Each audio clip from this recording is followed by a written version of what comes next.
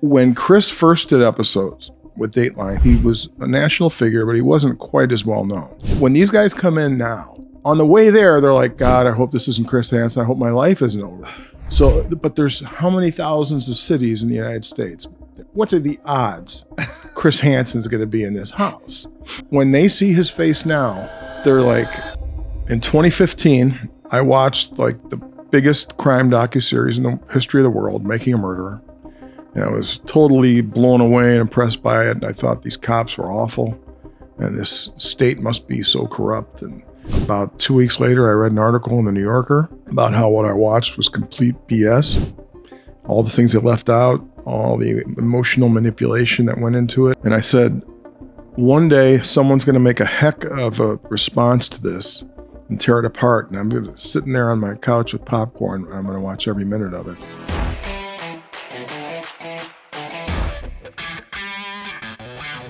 Hey, this is Matt Cox, and I am here with Shawn Rech, and he is a documentary producer and the co-founder of a streaming network that we're going to be talking about. And so it's going to be a great interview. Check it out. That's about as good as I get. Yeah, that's it's not Chris Hansen.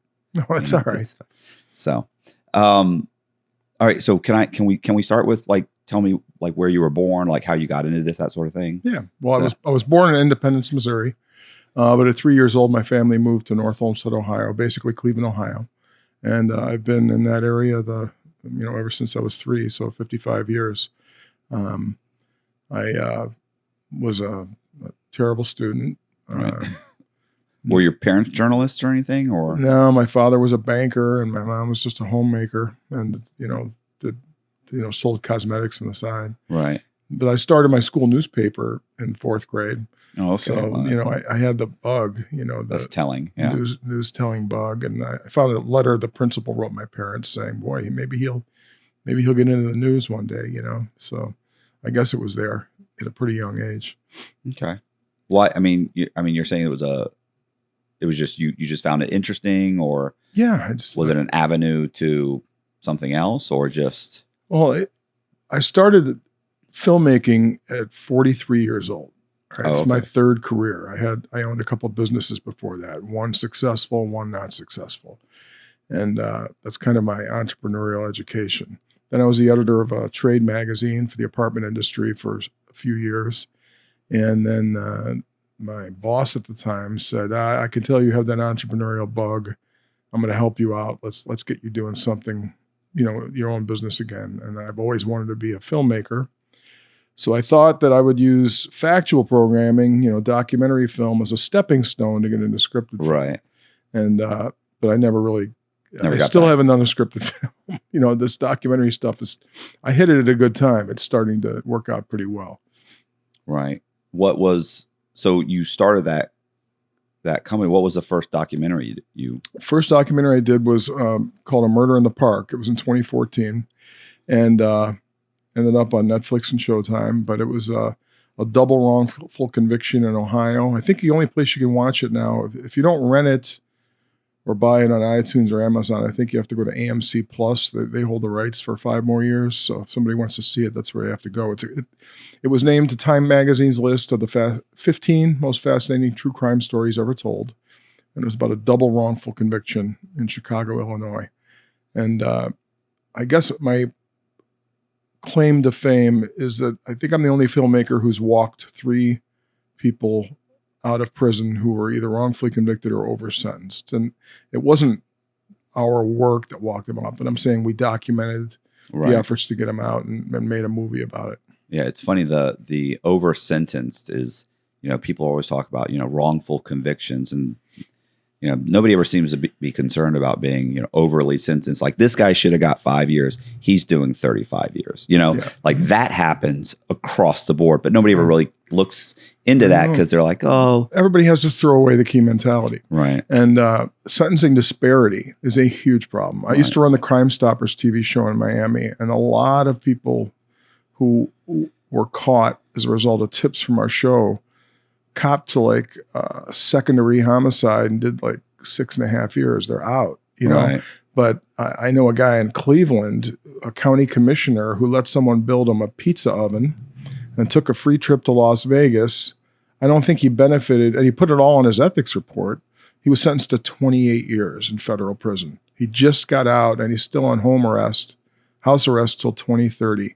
That's the sentencing disparity situation in the United States. I'm going to make a movie about it one day, and it's going to be shocking to people. I hope that's a movie. I care more about eyeballs than money, because we've got to fix this. This is part of the reason people don't trust the justice system is things like sentencing disparity. Right.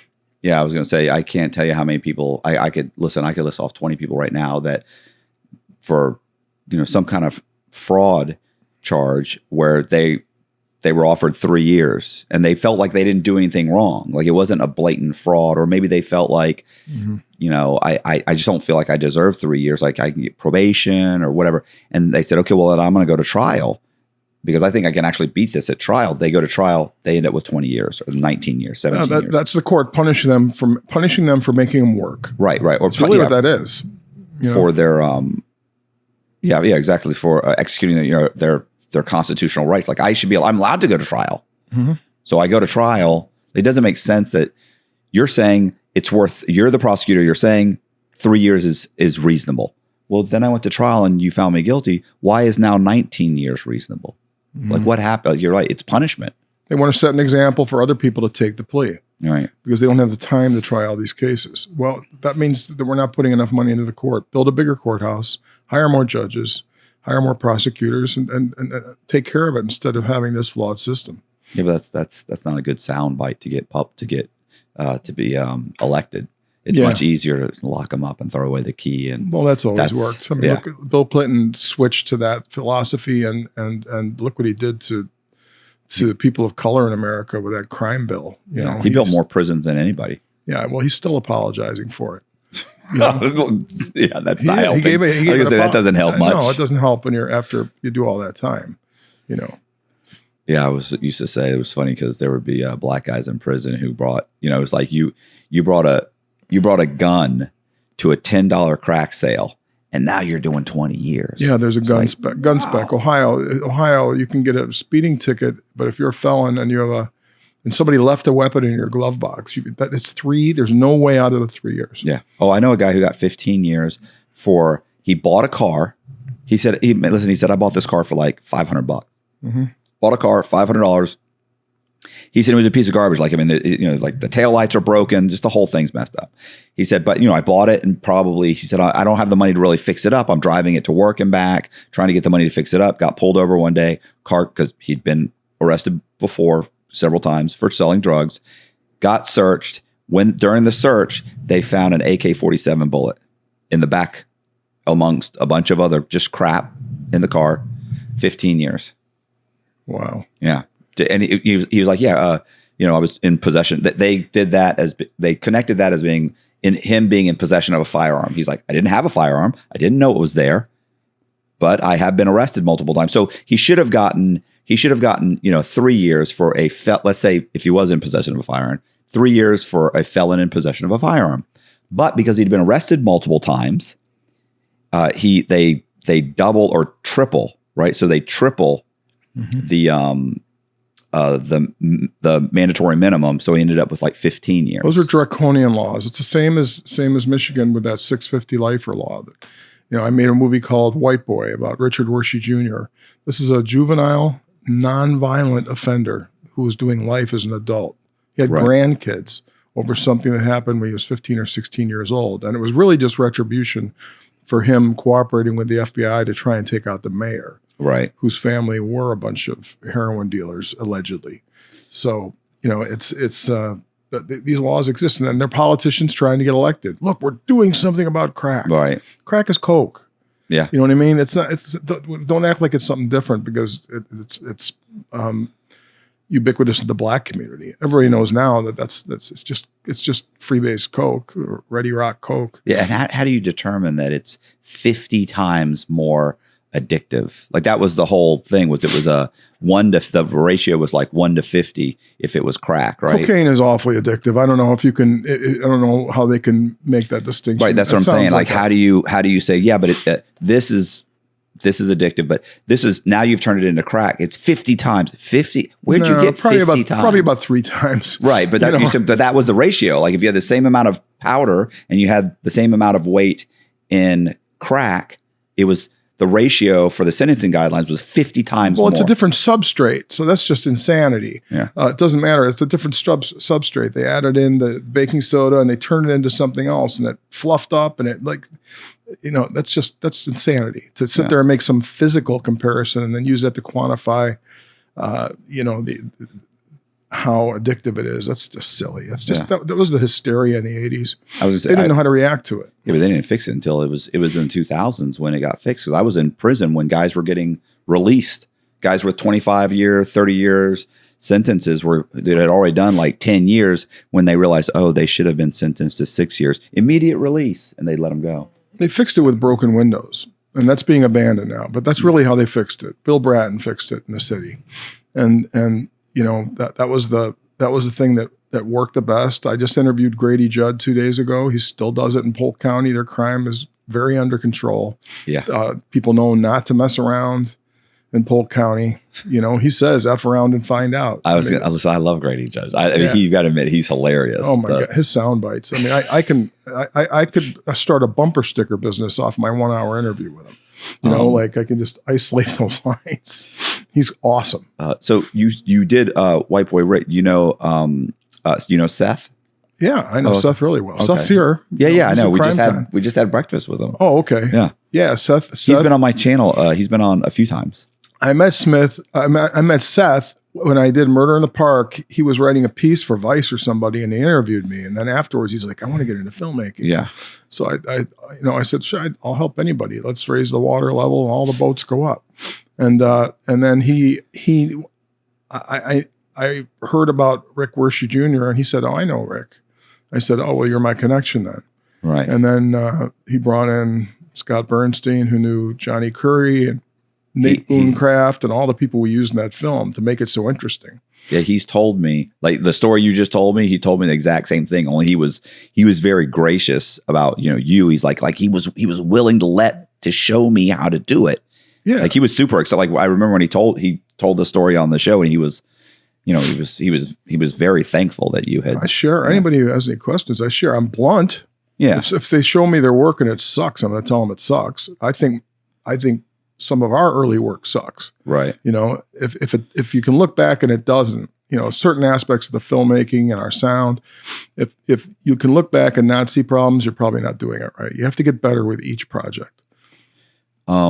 So what, and the White Boy Rick thing, it actually did, like, I think Seth said you guys put it out and it did okay. And then like a year or two later, suddenly it just blew up, right? It blew up because Netflix licensed it, and it wasn't a good license fee. White Boy Rick is like, or White Boy, he doesn't like being called that, but White Boy, the film, I didn't call it White Boy. My agents changed the name. Yeah. It was called 650 Lifer, kind of a boring name, okay? But I still was going to have the cartoon of Rick, on the cover. It was still a popular poster, but we self-distribute. Well, my agents told me Netflix was going to buy it and make an original. For a Netflix original, 90 minutes, you usually count on about $1.2 million. Cost us $306,000 to make. So I was like, all right, we're going to make a profit. This is cool. The agent takes a cut. And then there was a Me Too crisis at Amazon, and they stopped buying. And they were the only ones writing big checks to compete with Netflix. They had to keep up with each other. So Netflix said a 6-month moratorium on buying. And not Netflix, Amazon. And then Netflix had a field day, and they were like, nah, we think it's worth a lot less. I don't know. Maybe we'll just license it later. And, they're like, what else are you going to do? And that pissed me off when I was, through my agents, was told, what else are you going to do? You're not in control here. And ever since that day, I've been trying to make sure there was something else I could do. Right. And that's why I own a crime streaming service right now, because if somebody else doesn't want to license it, I'll buy it from me and throw it on my crime streamer and show it. And now we were just awarded a network. Is that when you started that, or you just started the process? No, that's when I started the thinking process. Okay. And then I started another SVOD, a subscription video on demand company where you pay $4 or $5 a month, and like a little Netflix, but my own little Netflix that was for a religious movie called AGTV. So we started watchagtv.com. And then for crime, I started True Blue, which is watchtruBLU.com. And that literally has hundreds and hundreds and hundreds of hours of true crime, including all the new Chris Hansen Predator episodes that are called Takedown with Chris Hansen. And it's gripping television. So what happened with the Chris Hansen and the To Catch a Predator, whatever. I don't know. I think they got too expensive to make. I mean, they were paying like $550,000 an episode. Oh, okay. We can make them for like 10. Right. The cops do all the work. We just document it and they let Chris walk out. They get great PR because people see their tax dollars at work. Bad guys are deterred from going to that county, Right. And initially the cops weren't doing anything. The episodes were coming out and the cops weren't involved. Like they would give it to the cops. They'd bring all the footage to the cops and show them the episode in the ear. And then the cops didn't do anything. Well, because they couldn't show proper chain of custody evidence. They couldn't, if you edit it, there are a lot of reasons that some of those guys were prosecuted. But the police got involved pretty quickly. I was going to say, well, then you guys started bringing them in. Or that wasn't me, that was but that was Dateline and NBC. But I just think the show got too expensive, and that's why they kind of just said, there's no payoff here. Now, little do they know since then. I think on YouTube collectively there are like 5 billion views of those things. So they didn't know what they had on their hands and what was coming with the media landscape. That thing is beautiful, and now we're doing quite well with it. He, right. So eventually he left there, left Dateline, right? Yep. Then he did some specials for Discovery, some really deep dives, spent years like uncovering some crazy stuff, even on like social media influencers. And he started a podcast and, he does cameos and he's a very, very hardworking person. And he just never quits. And, I talked to him the other day. I said, hey, how are we going to handle you retiring? He's 64. He's like, retire? What am I going to do? I'm not going to retire. He likes this. This is fun for him, And the new guys are so bad now. They're so much worse than the old Predators. So people are going to be shocked if they go to True Blue and watch these episodes. We have 70-year-olds trying to buy 13-year-old girls off their stepdads.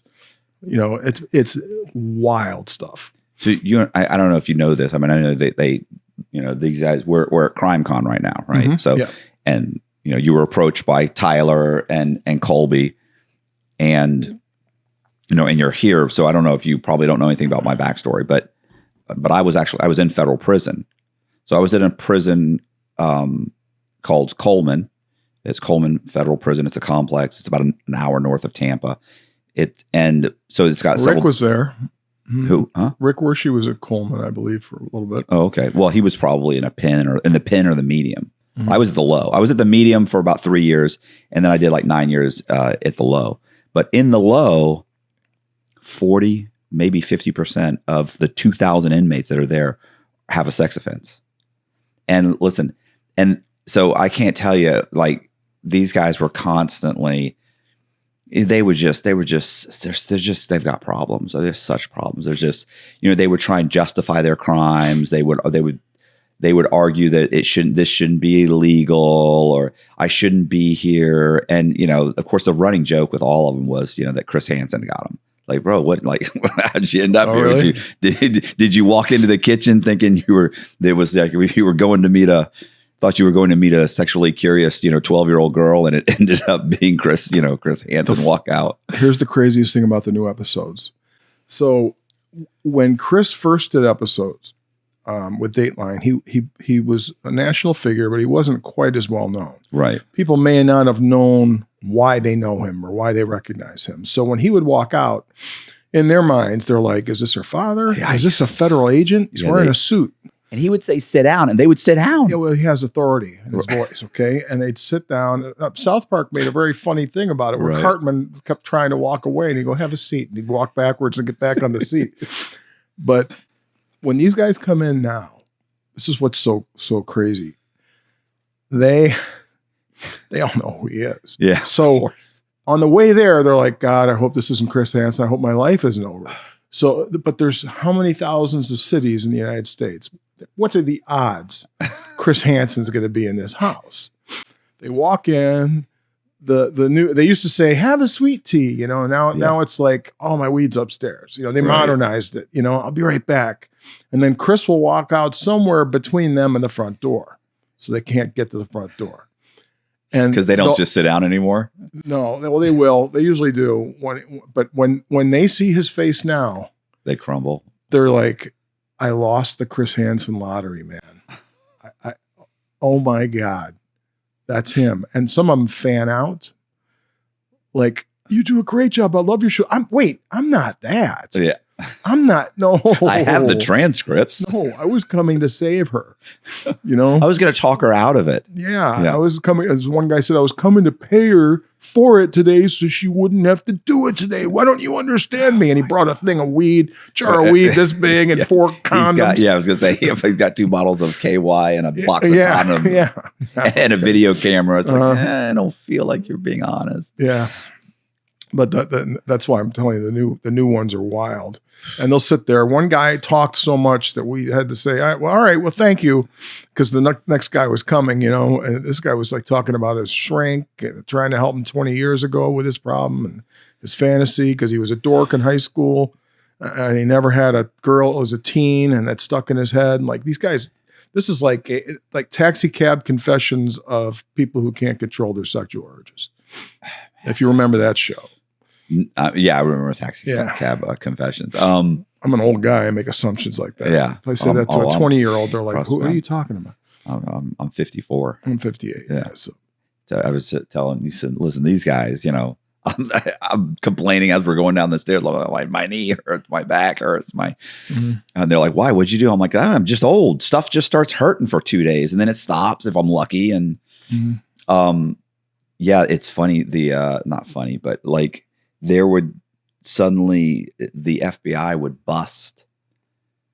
They would get a hold of some kind of a server or a website or something, and they take down like 300 guys who were paying, and these guys are paying like $600 car payments to be a part of a website where somebody is, you know, a child for several years, and then somebody gets busted for something else. Then they work with the FBI, and then they bust all of these guys. And suddenly, over the course of 6 months, we get 60 guys that were a part of this website at Coleman, you know, at the prison I was with. We weren't. So yeah, and they would show up, and it was insane. And there were 2 guys from NASA that were there these are guys, school teachers, the principal of a school, of like an elementary school. I mean, just this, the amount of people that show up there that have these crimes, it's just, it's insane. And it's like, you had to know better, and then they try and justify it and the whole thing. So, but there's so many of them now that like if you were to go to state, they have a major problem. If they go to a federal low, the lows are so overly populated with them. It's just prison. It's not as bad as like, they're all like, oh, they'll get killed in prison. No, they won't. They won't, because they'll send them to a low security prison. And unless it's extremely egregious, where they, hurt someone, murdered someone, if it's they looked at some pictures or they made an attempt or something along those lines, then they're actually going to be fine. They'll come, they'll do 5 or 10 years, and they'll go home. They'll register. They'll try and put their life back together, which I'm sure is an impossibility. But yeah, it's there's just, because there's so many, and it's because of programs like that I think kind of took this thing that was going on that people weren't paying attention to and blew it up. Yeah. And now suddenly the FBI, and they have like whole divisions dedicated to it. Let me tell you a fascinating story, and I'm gonna spoil my own Grady Judd special. Nice. Grady Judd told me, he goes, we were doing this like in the 70s and early 80s before there was an internet. I go, how? They go, well, in every town, people kind of get a feel for who's creepy. Right.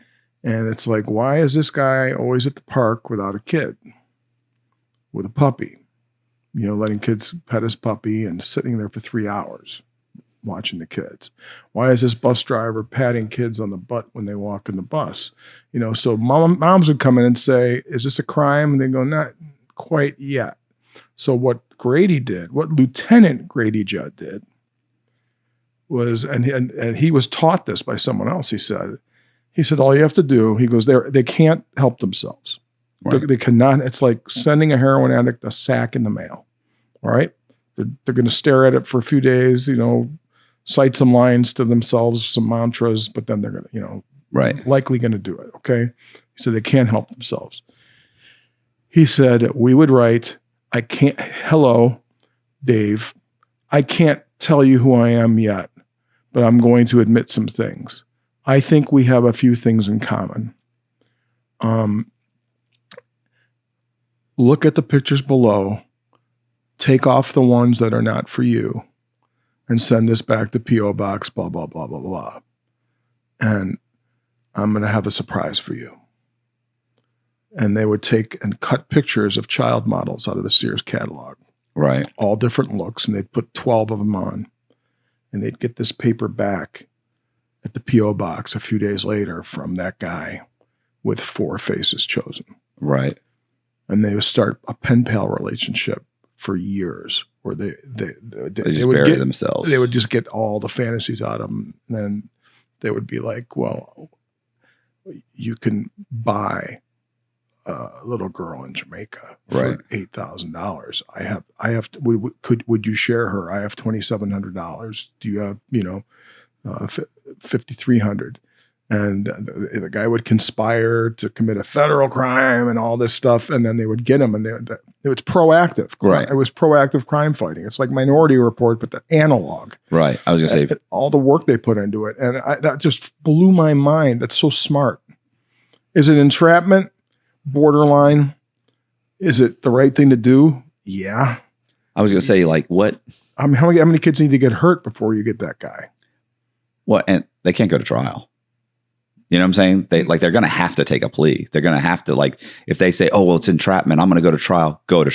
Mm-hmm. I don't know who you're going to get on that jury that you're going to read those letters to that's going to be okay with you. Right. That's going to say this is entrapment. This went on for, you know, a year or 6 months or whatever. And you wrote these letters. You weren't forced to answer these questions. So, but yeah, it's funny. I always, you know, that, like, I forget what the statistic is, but it's like 80% of sex offenders say that they were sexually molested, you know, as children. I mean, it's probably true. Right. But, and I'm always like, you know, and I always think to myself, you know, and I think about that and I think, yeah, okay, so I get it. So you were created. And that's, and you were malformed. It's a malformation. Right. So, and I feel for you, and and you're a victim, and I feel bad for you. Mm-hmm. But you're dangerous. Right. Exactly. But you can't let, no matter how, even though these were created, you can't let monsters roam the countryside, you know, and is it, it's unfair, but you have to protect for society. It's almost like, I wish there was banishment, like there was hundreds of years ago where we had an island. It's like create your own society. Right. That's what Australia was. Yeah. A prison. It's where England shipped the ne'er-do-wells. Right. And they were like, you know, they had kids and they were like, what are we doing over here? Let's just start a real country, you know, and they did. And it's a great country. But that's an amazing story too. But yeah, I agree with you. So what are you doing now? Well, I just finished a docuseries that we spent over 6 years on. In 2015, I watched like the biggest crime docuseries in the history of the world, Making a Murderer. And I was totally blown away and impressed by it. And I thought these cops were awful. And this state must be so corrupt, and felt really bad for this guy in prison, and especially bad for his nephew who was developmentally disabled. Right. And about 2 weeks later, I read an article in the New Yorker about how what I watched was complete BS. All the things it left out, all the emotional manipulation that went into it. And Murder in the Park had just come out. And I was happy because Making a Murderer was making me money, because when people were done binging, they were like, I want more like this. And Making a Murderer was very similar. with a better ending. So, you know, a more fulfilling ending. Okay. My first movie. So I was happy with Making a Murder because it was helping our industry. And it's the reason we get paid so much now. We used to be beggars. Now we get paid a lot to make this true crime stuff and this factual programming. But I found that it was all BS. One day, someone's going to make a heck of a response to this and tear it apart. And I'm going to sitting there on my couch with popcorn. I'm going to watch every minute of it because somebody has to protect our industry. We're starting to do well, and we can't screw it up for us crime filmmakers by putting out BS that nobody trusts. We've got to police ourselves. We need a code of ethics. And I waited around a couple of years, and there was nothing in the works. Then Tom Fassbender and Ken Kratz saw a Murder in the Park, and they contacted Andrew Hale, an attorney in Chicago who was my partner in A Murder in the Park. And they said, you guys are the first people to expose the innocence industry. I didn't know what that was.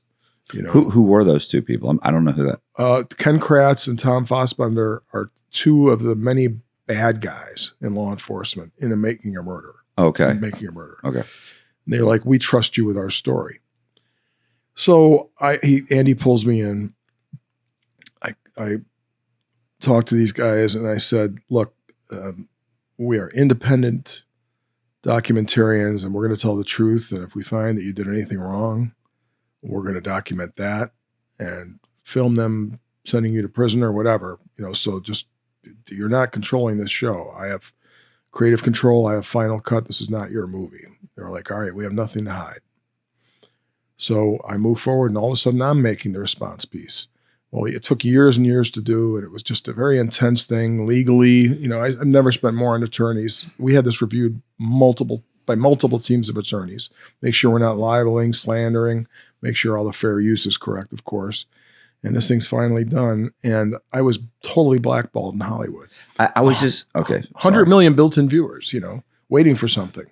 What were you going to say? Well, one I was going to say is, do you know, like people don't realize that like, somebody has to fund all of this because this is their long process. You have to hire all the editors. You have to hire the team, the cameraman, the sound guys. You got to hire everybody, unless you have your own, or you have to go out and hire them. You have to either you're flying your own people across the country, or you're getting local people, and they have to be competent. So it's a ton of money. And then typically the way that's done is you make a sizzle reel, or you make a deck, you make a sizzle reel. That's the Hollywood program. Right. You go out, you try and get funding from Netflix or Amazon or whoever, Apple, they give you a budget of, $500,000 or $2 million or whatever it may be. And then you spend the next year putting it together. You edit it, and then they revise it a few times, or you sure do. Yeah. Or you go in as a production company and you put up that money. Yep. That's called making it on spec. And we always make on spec. Really? That's hugely risky. But you get, let me explain the free payoff. reign though. Let me explain the payoff. Well, first of all, I don't have to take notes. Okay. All right.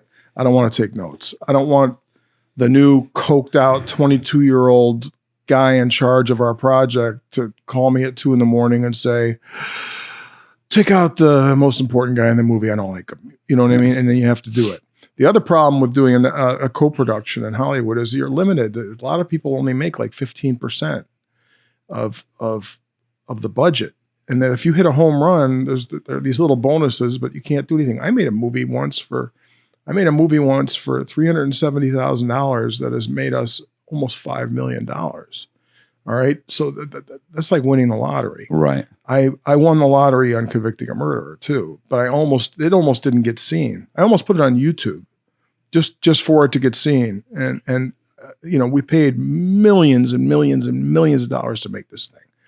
But I was so blackballed in Hollywood. I'm a high functioning autistic. All right. So I have really naive ideas sometimes. That's why I take some of these huge risks. I thought, you know what?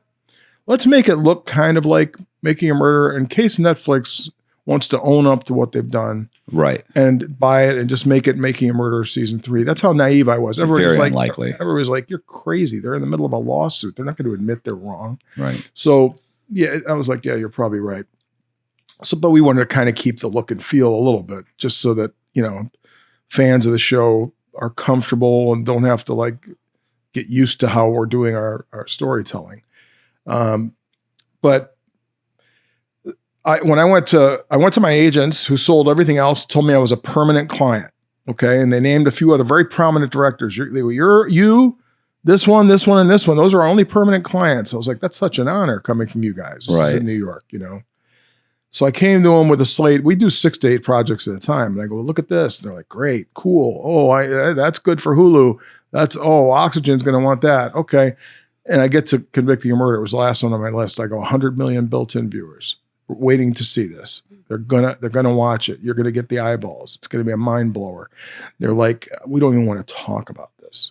Right. I go, why? They go, we co-produce with Netflix. All of our big docuseries, and they're great docuseries, are all Netflix docuseries. Like, we can't do this to them. Yeah. We can't. Well, it's more like what they'll do to them. They'll suddenly stop working with them. I don't know. They don't want to shoot themselves in the foot. I don't know if Netflix would have stopped working with them. I don't know that Netflix didn't want anybody to buy this. I can't say that. I can't prove that. Right. And they're a very clinical company. They're not emotional. They're very clinical and data driven. So I don't know. I was completely blackballed in Hollywood. All right.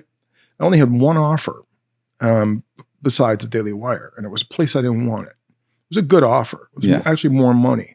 But it was a place that I didn't want it, and I couldn't do anything with it later. So I then all of a sudden, we get this deal with the Daily Wire. We got a tremendous deal. All right, we made money and have the opportunity to make more money. And you did go with the Daily Wire? I went with the Daily Wire. Okay. Because they promised to put episode 1 on YouTube, and they did. And they also put it on Twitter. So, we have 10 million views in the last 14 days of this thing. And yesterday, it became the #1 documentary TV program in the world on Rotten Tomatoes. So I've never had happen in my life. It's like a massive, massive event for us. It's like one of the best days of my career today, waking up to that. So, but it tells the whole story.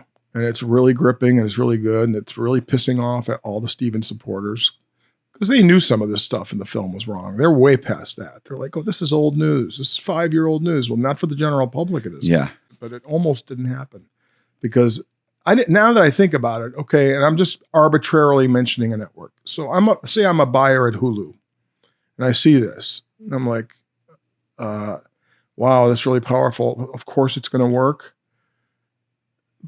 That person's thinking, they revolve networks all the time. They change jobs all the time. Do they want to be the one who did that to Netflix when Netflix looked like it was going to dominate the industry and everybody's going to work there? They're not going to be able to get a job there.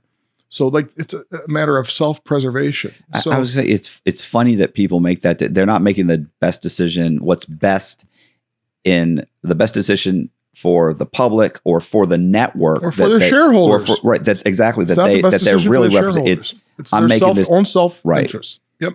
That's in my opinion, so I'm not saying we offered it to Hulu or talked to Hulu. I'm just using an arbitrary name. I could have said Roku. I could have said Apple, we were very close to a deal with a huge player, and they were like, we just feel like this is Netflix's brand. And that's why they didn't do it. They were fine with pissing them off because they're a huge rival. But they're like, it feels like we're nipping their brand. Right. I go, well, they laid it on a golden platter for us. We have to. We have to correct the record for the sake of the industry. So when the Daily Wire came along, we thought we were talking to Fox, okay? Because my agent said this, make screeners on Vimeo and write, episode 1, Fox, episode 2, Fox. We sent them to this guy, Dallas Saunier, who made Dragged Across Concrete and Cell Block 99, all that. He made all these gritty, real down to earth films, and we thought he was working with Fox Nation, and I thought, oh, Fox, they don't mind pissing people off, this is great. And he goes, you know what, I think we can do this. Let's talk. And I go, oh, great. I'll come to New York. He goes, New York. He goes, come to Nashville. I go, what? Oh, Fox isn't. He goes, we're not Fox, we're Daily Wire. Well, I've been a Daily Wire subscriber since they started. Right. I drink that Kool-Aid. I buy their razors. I buy everything. I was a Candace Owens fan for years. They go, we're thinking Candace Owens. I'm like, you're kidding me. So I was like, oh, you want a narrator? Because it's usually in docs, the subjects are the narrators. They're talking and you're covering it with images. That's the way I like. I really don't like the narrative versions. I didn't, but I do now. Okay, I do now because what she's doing is offering a layer of commentary, and the viewer can take it or leave it. Right. But it offers some clarity. She gets to reemphasize points. It's a lot easier on us that she'll reemphasize things that we would have to recap, and possibly people would feel a redundancy. That's a big, why am I seeing this again? But we want to make sure they got the point. She can just say it. It's so clean and easy.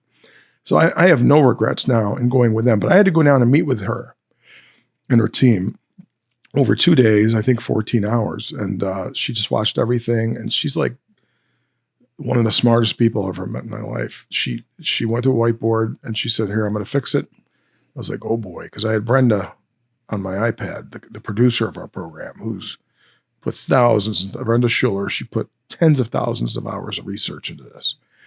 And I was like, Brenda's going to go nuts.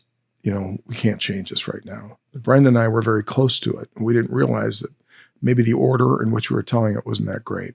Candace goes to a whiteboard, just like Matt Damon in Good Will Hunting, and says, she's writing for a while. And I'm holding the iPad, Brenda's watching, and I'm sitting there, and I was like, oh. And then I'm looking, and I'm like, okay, Brenda's going to kill me because this makes perfect sense, what she just wrote on this whiteboard. Right. She did fix it. And Brenda goes, yeah, I get it. I was like, holy moly. And Candace said, yeah, I'll do it. And now, taking the arrows and bullets that are flying at me right now, I have 20 mean tweets every 5 minutes. So that's probably a good thing. I mean, at least mentions. I'll say mentions, not direct tweets. Yeah, it's a good thing. Heat is a good thing. But who's more fearless than Candace Owens? You know what I mean? And who doesn't give a crap about Hollywood more than the Daily Wire? So this is like a gift from God. Now I know that this is all meant to be. And those, now it's #1 today on Rotten Tomatoes. Every buyer who passed on it sitting there scratching their head, like, how on earth can this be #1 when it's on a streamer with 1 million subscribers? But it's because they put it out free, 2 episodes for free to the public, and they're responding. And it's just, people need to know the truth. Are you still looking for more material or more stuff, or you have tons of projects in the pipeline? We have a lot of projects in the pipeline, but I need to get away from murder, man. So I'm doing one on YouTube reactors. I'm fascinated by YouTube reactors. What is that? YouTube reactors? People who a lot of times it's young people of color who are watching white people music, and they're like, this isn't that bad. Oh yeah. Gosh. What's his name? The white guy that raps. He's got tattoos on his face. Oh, the other one. I know who you're talking about. The other one. I know Jess. I just watched it. I just watched him yesterday. Where's Jess? He kind of rants. He does. Jess. What's the? This is my wife. What's the white guy? He's got tattoos. He raps. Tom McDonald. She went and wrote that. Yep. Usually she says, I love him. Well, and then these young black folks are making these reaction videos like, oh my God, this dude can write verses. They're like, this is all true. That's the authenticity is what resonates. What plowed Eminem through that brick wall. Right. The authenticity, they won't argue with authenticity. Fans won't argue with that. It doesn't matter what you look like. But anyway, so there are YouTube reactors who react to everything, a lot of political stuff, a lot of sports stuff. And I watch it and I'm like, why do I enjoy watching this? Why is it 11 at night and I was going to go to sleep at 9? Right. And I watched 2 hours of these reactors. So I've approached startups, big ones, in talks with a really big one who may or may not be fighting in England next month. We've got I'm going to make this movie called Reactors, showing people who make $12 a month and people who make $12 million a month, and their lives and how it and why do I want to know why we love this so much, and is it bringing people together? It may be. So I'm fascinated by it. So Reactors will be something I finish in about 18 months. we've got a movie coming very soon called Mr. Football about a guy who would have been an NFL Hall of Famer and got caught up in a crime and got a felony murder charge because the guy he was doing a robbery with got killed. Right. And his name was Ray Williams, and it happened at Benedictine High School in North Olmsted, in Cleveland. And that's going to be a fantastic movie. I've got one called The Killing of Sister Dorothy, which is a 4-part docu-series that's done. We're not trying to, it's about the killing of the nuns in El Salvador in 1980. Oh, okay. It's not what I was thinking. Yeah. We have all these tapes of her telling the story, the victim. So she narrates her own movie. That's another case of narration. That's an incredible project, but nobody's buying anything right now. Even with a writer's strike, it's just nobody knows if they're going to have their job next month. So we're just kind of waiting it out. And but The Killing of Sister Dorothy is probably awards worthy. And it was made by some guys I empowered named the Earhart brothers, the three brothers who were filmmakers. And I just produced it. But that'll be coming out soon. And we're just always churning out original content for True Blue, the crime streamer. So. Okay. When I was incarcerated, I wrote like 20, basically 24 synopses for different guys. And I got some guys in like Rolling Stone magazine. I got 2 book deals, and then I got out. So you're like Seth. Yeah, exactly. When he got out before me, and he also went, where I thought, hey, I'll just option the stories and I'll, do a true crime podcast, that sort of thing. No, I told him the spec model. Yeah, I sent him the paperwork, what you give a lender, how they're going to make money. Nobody's ever lost a penny on one of my films. Right. He bumped into, obviously he ended up with you and went, and started making these himself. A lot of people in Hollywood can't say what I'm about to say. And this isn't ego. This is my resume. All right. This is business. I have to say this because I need people to back my projects. No one's ever lost money backing an entertainment project with me. I've had a business fail in the past, okay? But no one's ever lost money backing one of our entertainment projects because factual programming doesn't need marketing dollars. You get this, earned media. Right. Okay? Because you have interesting true stories to tell that people want to hear. And the other thing is I've never failed to clear a project that we finished. And in Hollywood, what does that mean? Clear means get it on the air, on major airwaves. Okay. Or on a major streamer. Almost everything I made has been on Netflix. Stuff's been on Showtime, on Stars, Foxtel over in Australia and England. We've never failed to clear something. And like if I go to Hollywood and go to a restaurant, make a reservation, everybody there is trying to be an actor, trying to be in the business. They always IMDb you before you get there. All right. And I walk in, they treat me like some fat slob from Cleveland. They treat me like royalty because it's like, oh my God, everything this dude's done and this 2-foot resume, everything he's done is cleared. He doesn't have any development projects in here. He doesn't have any stalled projects in here. Right. Like, so yeah, am I proud of it? Yeah. But I mean, I say it more as like, we're a solid investment. We don't really sell stock. We do debt-based financing. So somebody makes a loan, they get the first dollars back until they're repaid. And then they get half of the profit pro rata, and we get the other half as a form of royalties in lieu of interest. Now everybody's on house money. They've got all their money back. They're just reinvesting profits, and they're making money hand over fist. It's great.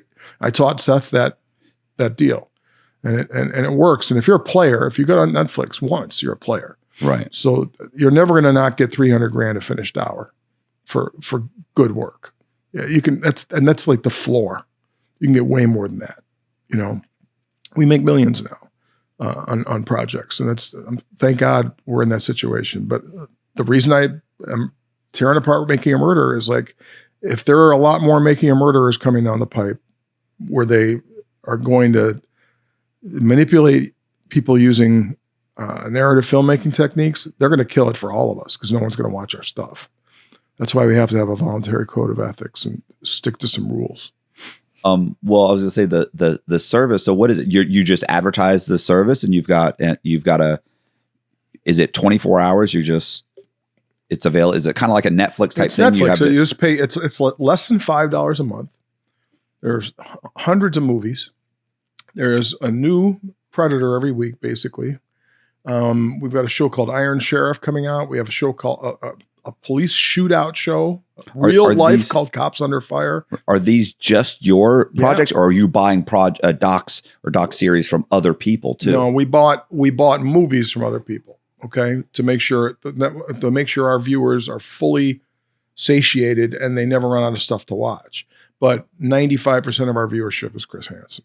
Okay. That's all they want. So they're all there. Are you planning on continuing to put more docs on the series? Yeah, we're going to put more docs in the series because when we have our network, which starts October 24th on Roku, we have to have 8% fresh content per day.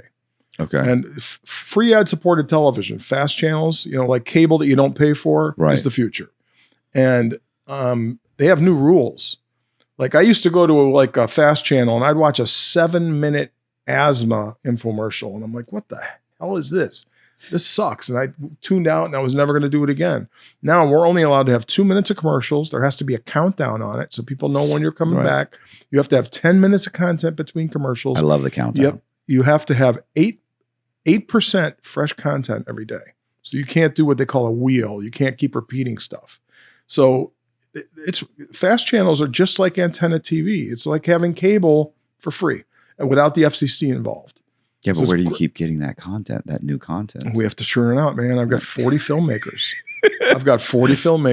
And we are, and we also are going to license our content. There are people talking to us right now. Pluto's talking to us right now about licensing a bunch of our stuff for their crime channels. So that's fine. We'll do that. It's not going to hurt us. Right. So yeah, it's a great model. And then if somebody sees a Takedown episode of a 70-year-old trying to buy a 13-year-old girl from her stepdad, and they're like, oh my God, and they go to work and they're at the water cooler and 5 people want to watch it, it may not be on the free channel for a month. They could pay $4.99, watch it commercial free, watch 40 more commercial free, 150, 200 movies, and they realize what a value that is. So it's going to drive people to the subscription service too. Right. Well, we got to put the links and everything in like the description. We'll put I'll put all your links in the description box. Sure. It's watchtruBLU.com. That's where they sign up. But then there's an Apple app, a Fire Stick app, Roku, Android, iPad, iPhone. You can watch it on any device. Yeah. I was just going to say, so with Fox News, when Tucker Carlson was there, I actually had gotten out and was in the halfway house. And I was actually in the middle of a lawsuit for someone suing somebody that I'd written a book for, and he had ended up suing Warner Brothers, and I was suing him. And I was in prison with this guy. I wrote a memoir for him that he then got out, and he sued Warner Brothers because it was the main character in the movie War Dogs. Mm-hmm. Is named Jonah Hill. Well, I'm sorry, that Jonah Hill played Ephraim Deveroli in the movie War Dogs. Well, I was in prison with Ephraim Deveroli, and I wrote his memoir. Well, he got the memoir, got out, published it, and sued Warner Brothers, saying they stole his intellectual property. Anyway, and I got out. I was suing him, but I actually had written a book. And I know you said you want to get away from murders, but I'm not really pitching you, but it has to do with Tucker Carlson, where the lawyer that represented me for the War Dogs lawsuit used to work for Tucker Carlson. And so he had read my book, and he read another book that I had written. So, and it's called Devil Exposed. And basically it's about a drug dealer that was in California that was bribing or paying 2 FBI officers. One was an FBI officer, one was a CI who told him he was an FBI officer. Like he had a badge and everything. They were crooked, and they're paying them, and they end up ordering the murder of 2 CIs that were in this guy's organization. So they're paying them, one, to quash cases. Like one of his couriers gets busted with 5 pounds of meth. He ends up saying, hey man, this is what's going on. He just got arrested. 4 days later, they get him out. Like they say, he's working for us. You got to let him out, because they're in front, and it's a drug kind of task force they're under. And This is in the 80s, early 90s. And It's the freeway Rick Ross era. Right. He's a friend of mine. So this guy ends up he gets in trouble a couple of times, gets arrested. They get him out right away. He's out. Well, they would also tell him, like, they'd go to him and say, hey, I got the name of this guy. We're dealing with him. Is he okay? And they'd come back. They say, he's working. He was busted 6 months ago. He's working with the DEA. So these types of things are happening. But it's work. It's a working, organization. And what ends up happening is two guys end up being informants, but the informants know that these guys find out that the informants are working with local cops and telling them that Rossini, my guy, has two FBI agents on the payroll. They find this out. They basically give the order to kill those guys. You got to get rid of these guys. Well, these two guys get murdered. The two FBI informants get murdered. This is a very, streamlined version. They get murdered. Rossini and his buddies get arrested. All of his buddies say Rossini did it. He murdered him. Then they start failing polygraphs. And then they say, okay, fine, I murdered him. But Rossini ordered the murder. Rossini gets arrested. He pleads guilty, gets like 40 years. These guys are going to trial. And so Rossini's in prison, and the U.S. prosecutor and the lead FBI agent come and talk to him. They're like, you got 40 years. We'll cut your sentence if you tell us what really happened. These guys said you ordered the murders. And he's like, I didn't order the murders. And so he says, listen, okay, fine. But you have to give me a sentence reduction, and not based on the fact that you're taking into consideration. I want a guaranteed letter that if I talk to you about this, you will cut my sentence. And they say, okay, absolutely. We'll do that. We'll do that. No problem. I've never seen any of these. I don't know if you know anything about the I don't even know system. how that's legal. A judge would have to sign off on that, right? No, the head U.S. attorney can sign off on it. Okay. And he did, because he was the one interviewing him. And that was Robert Mueller. Wow. So Robert Mueller came out to Leavenworth, interviewed Rossini multiple times with an FBI agent. Were you locked up with Rossini? Yeah, I wrote his whole book. And listen, I'll give you the website. I have all the information on a website. So this whole thing. So in the end, I won't bore you and go into it. In the end, they try and renege on the deal because Mueller becomes FBI director. They try and renege on the deal. So he doesn't have that in his past. Right. Well, by the way, when Mueller filled out his application, like to be FBI director, one of the things he says that he uses my buddy's case is one of the 8 cases he prosecuted. One of them is this guy's. So anyway, Mueller covers up the fact that not that he interviewed him, but what he said. So because basically I won't get into it. Robert Mueller basically lied about a bunch of stuff. The FBI agent lied about a bunch of stuff. Mueller destroyed his notes.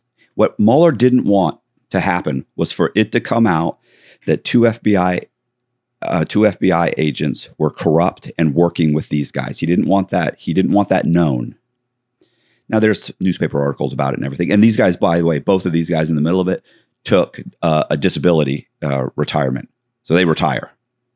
So, which is very common, that happened in Scarpa and all these big cases. As soon as it came out, the guy's corrupt. He takes a retirement. So anyway, I have this whole case, and then they do eventually, by the way, what they didn't realize was that Rossini had a copy of the letter. So he does get his sentence reduced multiple times. Eventually they put Mueller on the stand. Mueller lies on the stand. There's all of these things that Mueller did. And now I have this whole book. And I get out and I'm in the halfway house and I start pitching the book. I've got the book up and I'm telling people about it. And I end up telling my attorney, who used to work for Tucker Carlson, he reads the book. He comes back and he says, this is amazing. This is in the middle of the Russia investigation. So Robert Mueller is the special counsel. And so Tucker Carlson, they end up putting an investigator on it. He investigates the whole thing. He calls me up. We talk for 20 minutes here, an hour here, 5 minutes here. He's asking questions. I'm sending him here, telling him this. And he comes back and apparently it went up to Tucker and they were like, look, we want to fly you in and do an interview with you on the whole thing. I'm like, great, super excited. I mean, I'm in the halfway house. I'm like, I'll be out of the halfway house in like a month. So I'm excited. Seems like it's going to happen. They're just still checking on it. And they come back and they say, listen, they thought about it and they thought, listen, it's just too hot. They said, the fact is that, let's face it, you're a guy who was in prison for fraud. I'm like, yeah, I'm a guy who was in prison for fraud, but I've also got articles in, Rolling Stone. I've got articles in The Atlantic talking about me. Forbes has done stuff on me being a true crime writer. The Atlantic talks about me being a true crime writer. I've got all these books out, and they're like, I know, it's questionable. Like these documents, who knows if these documents are real? I'm like, I can't go back in time. These were filed in federal court 20 years ago. Like I didn't forge that document 20 years ago. This is what happened. No, they were just coming up with excuses for why they had no backbone. So then what happened was they end up, a couple weeks go by, they put another guy, or they go and they do it again. Go back to Tucker, and eventually Tucker says, listen, it's too hot right now. This guy, everybody loves this guy. Like we just can't do it. Like it's just too much. So they end up not doing it, and it never ended up happening, and man, it was upsetting. It was so funny is my buddy Rossini, because of the Second Chance Act and all the credits that these credits that they give you and everything, he actually got like a year and a half off of his sentence. He's actually in a halfway house in Orlando right now. Wow. It's just super. So he's like, for the first time. So many people are alive to talk to. Mueller's not going to sit down. No, that we have transcripts of Mueller. He got him on the stand. So you have the transcripts of him. It'd be nice if there was video. But the key to a good documentary is access to the subject. You know what's funny is there actually is. Would Rossini do it? Or Rossini would do it. But here's the thing. Robert Mueller didn't go to the courtroom. He was video recorded at the FBI headquarters. So it was a video recording. So there may be video. May exist, yeah. Maybe. FOIA. Yeah. But the federal FOIA is now taking 3 years. So file it tomorrow. Yeah. You don't listen. I have all the docs. I have all the documents on a website right now. Mm-hmm. So the whole book is broken down. I have 2 books. I have one book that's it's kind of like one book is like a full book, and the one is really just about kind of the case. And that book corresponds with every document, every transcript, every DEA 6, every FBI 302, every single interview, everything on the entire case, including the letter, on the entire case, and it's all on a website that I have. So, yeah, I think there's probably that's a series. Yeah, well, what's funny? The 2 guys that committed the murders are actually just got out probably a year ago out of federal prison. Talk? I mean, probably, yeah. Listen, most of these guys are still available. If you read the book, it's just insanity. It's insanity, and all these guys are out of prison. I think the bulk of them will talk. I know Rossini will. Mm-hmm. He's super smart, very articulate. That sounds like I have a pretty good eye for projects. I mean, that sounds like a good project to me. I'll send you the book. Okay. It's the website and the whole. And if you know anymore, if you want to read just the synopsis first, mm-hmm. I have like a 10,000 word synopsis on the website, just so that you could read it and go, okay, I understand. Then I've actually got the book too. Right. If you want to go for the blow by blow. Sounds like a lot of work. I mean, it sounds like you did a lot of work, but we need to. Do you have the time to produce it? I wouldn't even know how to produce something. No, you'd be the one wrangling the people. Talking to them, sure. Saying, do this, please do this. I'm the producer. Yeah, get him to. It has to be yours. Go here. It has to be yours and mine if I do it. It can't just be mine. They're like, Rick Wershey, Stephen Avery, they may not. It may not mean anything to them. You know what I mean? So, but if there's somebody they know, asking them, that makes a difference. Right. So yeah, I'm interested. Yeah. Well, we'll see. We'll see what happens. I'll get you the stuff and see what you think. Stuff. You might read it and say, "What's this guy talking about?" No, there's so much going on there. It sounds like 4 hours. And honestly, that's a huge problem with Rossini. Like, you've dealt with people when it's their story, they know every single little thing and they think everything is important. And it's important, but it's like, let's streamline this because I can't do. He has to let us, it has to track. Right. Or the viewers won't watch it. So you got to satisfy certain emotions every several minutes. Yeah. He has a very hard time just answering, just understanding that. He's like, and the reason that happened is, and then he goes off on a tangent. I'm like, stop, brevity. Right. I say that all the time. It has to be a trailer soundbite. How can you say that in 8 words? Right. I'll just say it again, about 10 times, and they get frustrated and they get mad and they're like, basically he wasn't in the car. Right. Thank you. Yeah, there we go. Let's move on. Yeah, but you have to sometimes frustrate him to get the line in a usable way that it's not the audience is going to fall asleep on their iPad laying in bed. All right. Well, cool. I will get you that. And this seems worthwhile. Yeah. No, and we execute, man. We don't have meetings, and they're not Hollywood. Oh, yeah. We don't do 8 meetings and not pay you, and then go, I'm gonna get. Let me talk to Jim. We're gonna do that thing. Let me talk to Bob. We're gonna have a meeting. They get fired. We're about to do it, and they get fired. And then it's the new guy. Oh, what is this? And you're like, oh fuck! I just wasted 2 years of my life. Hey, I appreciate you guys watching the video. Check the description box for all of the links to True Blue and to the YouTube link. And I really appreciate you guys watching. Thank you very much. Appreciate you doing this. Thanks for having me. This was great. All right. And see ya.